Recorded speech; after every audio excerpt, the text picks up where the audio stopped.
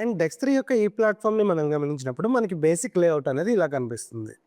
And ఇక్కడ మనకి డెక్స్ట్ హోమ్లో మనకి ఏదైతే ట్రేడింగ్ ప్లాట్ఫామ్ కనిపిస్తుందో దీంట్లో మనకి వాచ్ లిస్ట్ ఏదైతే ఉందో ఈ వాచ్ లిస్ట్తో పాటు మనకు కావాల్సిన ఎసెట్ని మనం డైరెక్ట్గా ఇక్కడ నుంచి చూస్ చేసుకునే ఆప్షన్ ఉంటుంది. సో ఇక్కడ నేను నిఫ్టీ 50కి సంబంధించిన చార్ట్ని ఇక్కడ ఓపెన్ చేస్తున్నాను. సో నిఫ్టీ 50కి సంబంధించిన స్టాక్స్ అన్ని మనకి ఇక్కడ డైరెక్ట్గా వన్ గోలో కనిపిస్తూ ఉంటాయి. అండ్ మనకు కావాల్సిన స్టాక్ని మనం చూస్ చేసుకున్నప్పుడు మనకి ఏదైతే దాని యొక్క టీవీ ప్లాట్ఫామ్లో చార్ట్స్ కనిపిస్తాయో అలా డైరెక్ట్గా చార్ట్స్ని మనం ఇక్కడ నుంచి యాక్సెస్ చేసుకోవచ్చు. అండ్ దాని యొక్క ఈ టర్మినల్లో నాకు బాగా నచ్చిన ఫీచర్ ఇక్కడ మనకి ఏదైతే కస్టమైజేషన్ ఉందో ఆ కస్టమైజేషన్. సో ఇక్కడ మనం కస్టమ్ ఫార్ములాస్ని అప్లై చేసుకోవచ్చు. అది ఎలాగో ఇప్పుడు చూద్దాం. సో ఇక్కడ నేను కస్టమ్ ఫార్ములాస్ మీద క్లిక్ చేసినప్పుడు దానికి మనకి నేమింగ్ కోసం అడుగుతుంది. సో ఇక్కడ నేమింగ్ని నేను హై అండ్ లో అని ప్లేస్ చేస్తున్నాను. సో ఇక్కడ మనకి ఏవైతే పారామీటర్స్ని మనం ఫార్ములాస్లో కస్టమైజ్ చేసుకోవచ్చో దానికి సంబంధించిన పారామీటర్స్ని మీరు ఇక్కడ నుంచి చూడవచ్చు.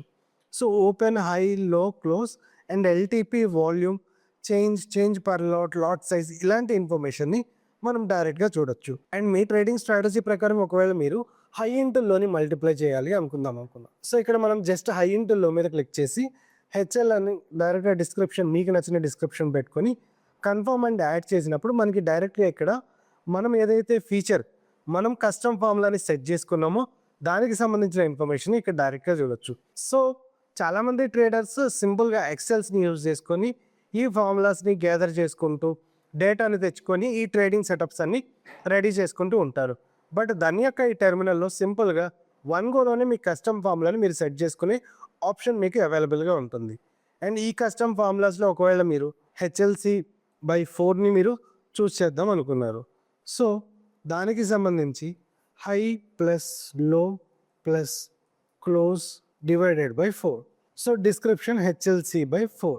సో మీరు ఏదైతే HLC/4 అన్నారో అది మీకు ఇక్కడ నుంచి డైరెక్ట్గా అవైలబుల్గా ఉంటుంది. సో మన ట్రేడింగ్ స్ట్రాటజీ ప్రకారం ఏ పారామీటర్స్ అయితే మనం అబ్జర్వ్ చేయాలనుకుంటున్నామో వాటిని డైరెక్ట్గా అబ్జర్వ్ చేసే ఆప్షన్ ఇక్కడ మనకి డెక్స్3 ప్లాట్ఫామ్లో అవైలబుల్గా ఉంటుంది. Investments in the securities market are subject to market risk. Read all the related documents carefully before investing.